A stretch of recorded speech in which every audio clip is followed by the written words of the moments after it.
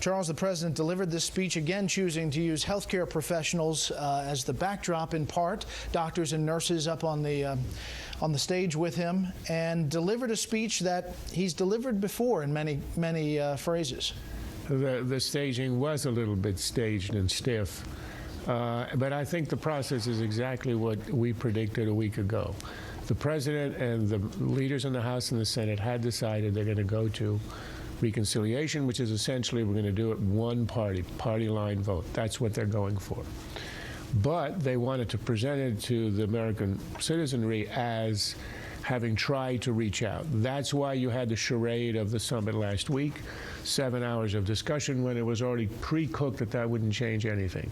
That's why you had yesterday the release of the changes that Obama was heralding as leading over towards Republicans, for example, tort reform, which are absolutely insignificant and almost comical. With tort reform he's offering for a problem that we heard earlier in the program, costs the American medical system between $100 and $200 billion a year.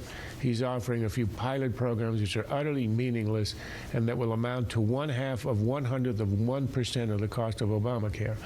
But that's part of the deal. He wants to appear to be offering to incorporate Republican proposals. And now the pivot which we had today, Obama says, I tried, I reached out.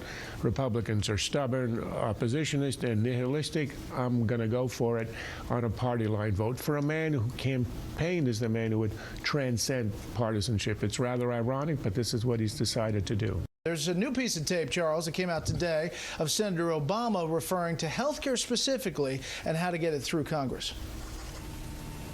If we want to transform the country, though, that requires a sizable majority. We've got to break out of what I call the sort of 50+1 pattern in presidential politics. Maybe you eke out a victory of 50+1, but you can't govern.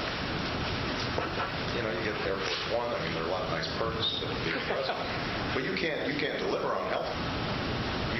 We're not going to pass universal health care with a 50+1 strategy. He's trying, right? Look, that's one of the reasons his numbers are now in the low 40s. This is a man who ran again as the man who would clean up Washington, undo its wicked ways, banish the lobbyists, take out all the machinations and corruption and the backroom deals.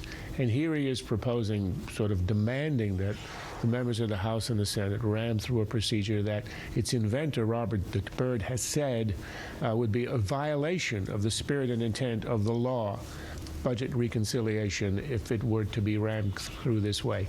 Look, I'm not disillusioned in Obama because I was never illusioned.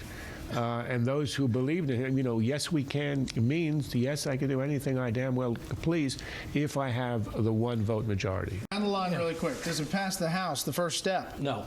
Yeah. Yes. Oh, that's a large pause for Charles. Okay. He didn't want to agree with me. That's right. And then does it get through?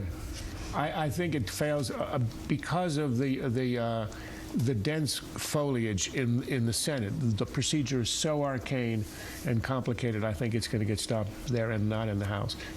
Can I make one point? Reconciliation has never been used for anything of this size and scope, nor in 200 years have we ever had anything of the size and scope pass on a pure party line vote.